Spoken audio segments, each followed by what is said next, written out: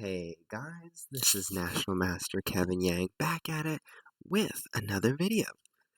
So this is another one of those weekly simul analysis kind of videos. I'm going to keep doing these, but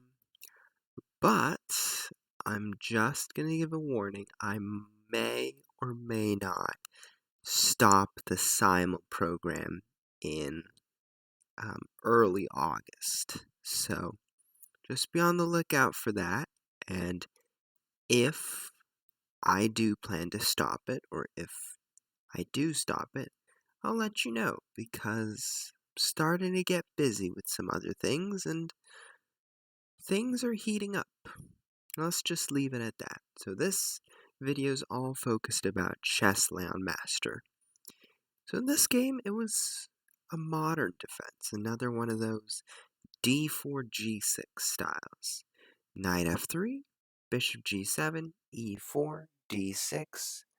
So it's like what I always say about the modern. I always say I'm not fighting in the center for anything, right? You can look at Chessleonmaster's position and it looks great. It's got space, and I'm sitting around here waiting for opportunities. Knight d7, followed by e5, maybe f5, maybe c5.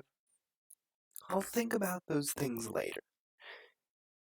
So I play knight d7, and after knight c3, I play e5. I go as planned. I say, if you want to take, okay, I will take. And if knight takes, bishop takes, right? It doesn't matter. If you want to play f4, then I can think about either taking on c3 and playing knight f6, or I can think about just retreating the bishop back to g7. Both work, but in the game, our friend Chessleonmaster played d5, shutting the center right away, and saying, you know what, I'm going to make it a wall. So I play knight to e7, and I play this move once again to prepare f5, to maybe get the knight out here, and try to get my eyes on e4. So bishop e3 happens, and here the computer suggested something interesting. The move h4. And the reason why I think h4 is not a bad move is because, first of all, the intention behind the h4 is to push h5, and if black does nothing, then h6, or taking on g6. But at least this move, oh, not that move, this move, after f5, then white can think about h5, and all of a sudden, this pawn structure is under some attack, right? It's not one of those easy, strong kind of pawn structures. It's like there are toothpicks poking at the skin of the animal, right? So pretend this is like the outer layer of an animal, and you've got toothpicks poking into the skin. That's kind of a pain, right? So instead, after h4, I think I would just proceed with knight f6 and say, if you play h5, I'm going to take on h5, and I should be okay. But if you don't, then I'll play bishop to g4. Maybe I'll try to stop it, but maybe I'll also put some pressure here. So h4 is not a bad move, but it does weaken the square on g4. All I can say is it gives me mixed emotions, right?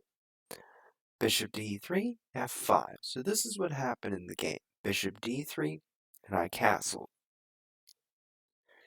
So here after bishop d3, I sort of remember saying, after castles, I was like, why didn't I play the move f4?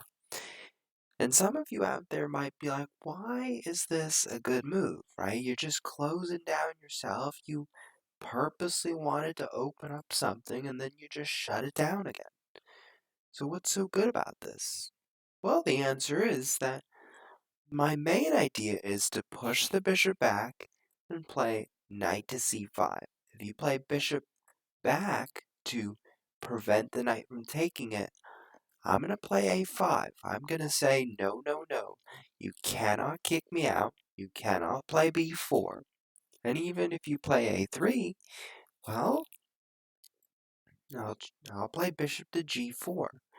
If you play b4, then I'm going to take on f3 first. And white has to be a little bit careful here, because if queen takes, then pawn takes b4. And after pawn takes b4, rook takes rook. So the queen has to guard that rook right now. So pawn here and knight to d7. That way I'm going to create some flexibility for g5, knight g6, knight h4, and try to bring some play on the king's side still. So what I'm saying is that my main objective is after f4 to play knight to c5 and get this knight active, right? But it's also about maybe gaining space on the king side, trying to get something done. But in the game, I played castles, and I thought it was okay. And here Chessleonmaster played h4. This was the point where I was like, okay, well, maybe white would want to play some kind of kingside breakthrough in the future. So I shut it down. I played f4. Bishop d2, knight c5. So I followed my idea. Queen c2, a5. Everything's going to plan. And after h5, I played bishop g4. I played it because I wanted to threaten the knight. I wasn't doing much, though, because after knight, the pawn takes, and probably white has the advantage if the g file ever gets open. But my main purpose is to entice this pawn to do something. So this pawn's going to do something right now. It's got to take, it's got to push. What does it want to do, right? Because otherwise, I don't know. But apparently, the computer says g5. Knight takes g5 and knight to f5. Something I never thought about. Wow. If knight f3, guarding the d4 square, knight to d4, knight takes, pawn takes, knight to e2, and f3. Wow. Life is tough around here. But yeah, definitely, there's something that I didn't see. Now I know. But okay. Bishop g4, pawn takes, knight takes, castles. So it's still pretty decent, right? For me and for Chessleonmaster. Nothing much is happening, right? Even though it looks like I might have a decent amount of space on the king side, I don't have any particular threats. It's not becoming one of those all bloody Hail Mary games, right? It's becoming one of those, we don't have much in the position, so we shuffle back and forth positions. So what I did here was I played bishop f6. What I want to do is maybe one day anchor a knight or a bishop into h4, right? Because this knight is pretty much the only valid defender. If the rook took on h4, then we'd probably win something here. But bishop to e2, and here I played queen to d7. I'm not sure if it was the best move, because I have to say, I really do like this bishop. And queen d7, a bad thing about the move is that after the wonderful move knight to e1, this bishop doesn't have anywhere much to move, because after queen c8, bishop takes g4, or the more important move, f3. So f3 is going to seal the deal for my attacks. Think about it this way. My play relies on having something useful to do here, And if f3 happens, then I'm not getting much here. So after knight to e1, bishop takes, knight takes, and b5. So I was very blessed to have been able to really create a dramatic push somewhere else on the board. Because I don't have much here, right? Because the f3 square is guarded. I knight h4, the pawn on g2 is guarded. So I gotta do something somewhere else. And b5 was my out. Knight to f3. And here I really could have considered b4 and b3, right? I could have also just considered um, doing something else. Maybe playing c6. Maybe trying to break this wall here, right?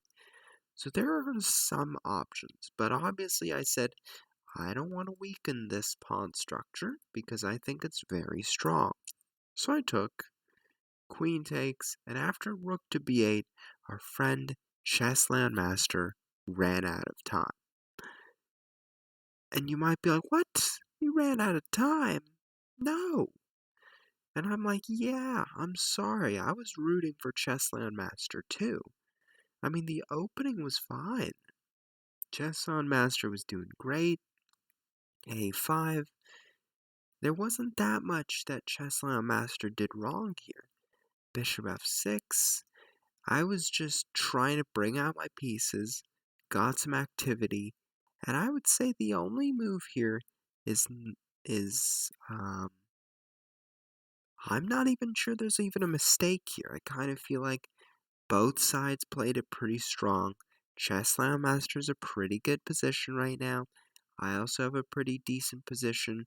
I got the rooks ready. I just need a little bit more time to come up with a decent plan. But Chessleonmaster has some attacking objectives too.